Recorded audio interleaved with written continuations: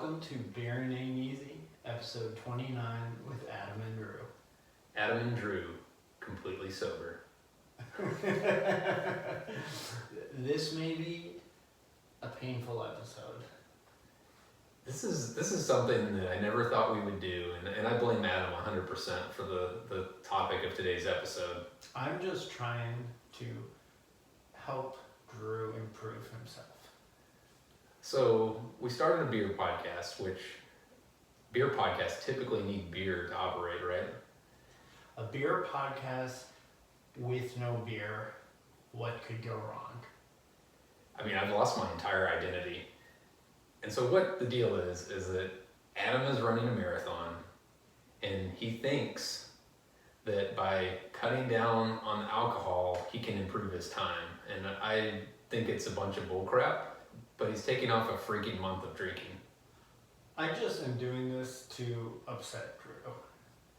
I was like, why would I pick a partner for a beer podcast that would just completely leave me hanging and be like, hey man, I'm going to stop drinking for a month. Good luck with the podcast. So there's really two reasons I'm doing this. One is to listen to you bitch all month and the preceding month about me not drinking beer.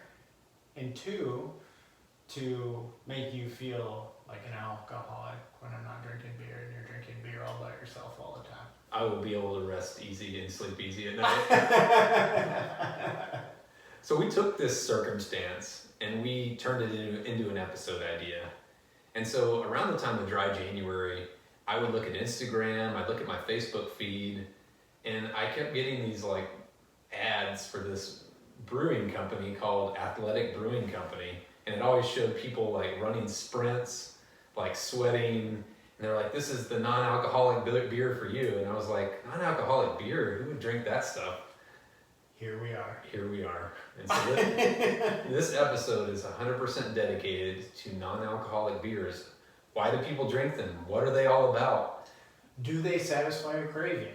Yeah, so Adam's gone. How long have you gone without a beer right now? I'm going on about 5 or 6 days. I think Saturday was the last beer I had. So I made it Sunday, Monday, Tuesday, Wednesday, and here we are, Thursday. I'm 5 days in. And Thursday is the night where you always have an IPA every Thursday. Every Thursday, like no matter what. There's no exceptions to that. And so I feel like my body is like, where's the IPA? So we got an IPA for you today. We got 2 non-alcoholic IPAs and a golden ale that we're going to drink today. Let's crack one open. Let's crack one open. I don't want to just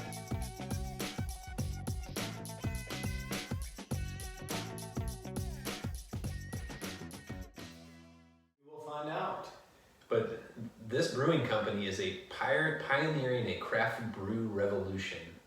They believe that you shouldn't have to sacrifice your ability to be healthy, active, and be your best self. Be your best self. That's my New Year's saying. How ironic. It doesn't actually say that.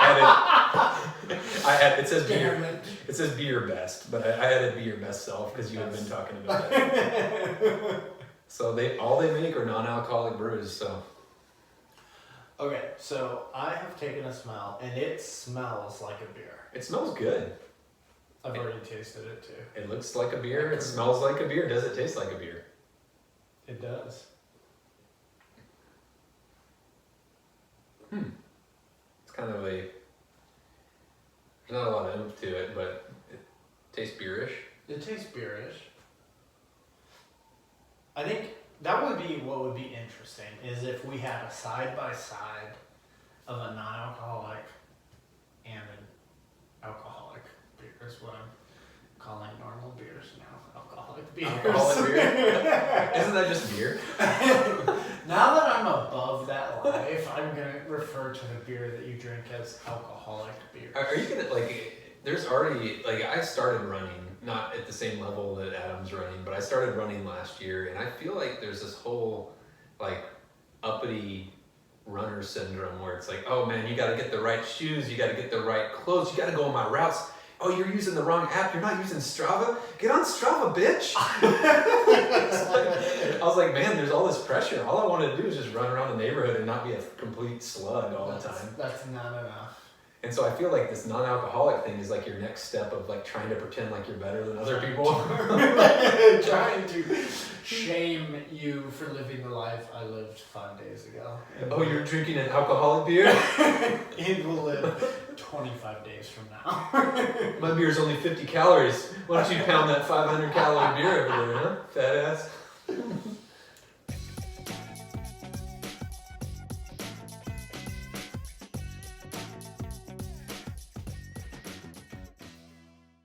Alcoholic beer.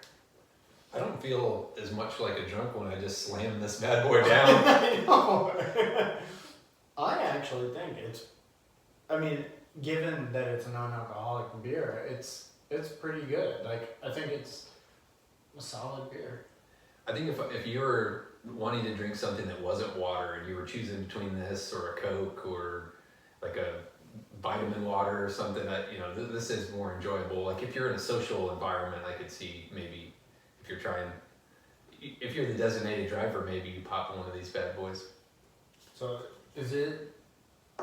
I have a very important question for an EHS professional. Okay, shoot.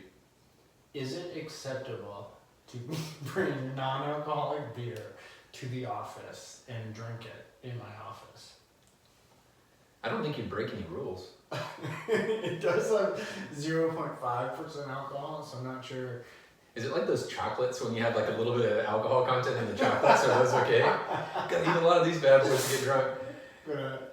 Imagine walking in to the office with a 6-pack of Lagunitas. That look like a beer bottle. Yes, in a beer bottle, non-alcoholic IPA. What would happen? Yeah, I'd get a few looks, I think. There's only one way to find out. I feel like it's one of those things people wouldn't like sell you out, but the rumor would go around everywhere. Like, I saw Drew was drinking at work. I saw Drew's drinking in office. Safety guys drinking in his office.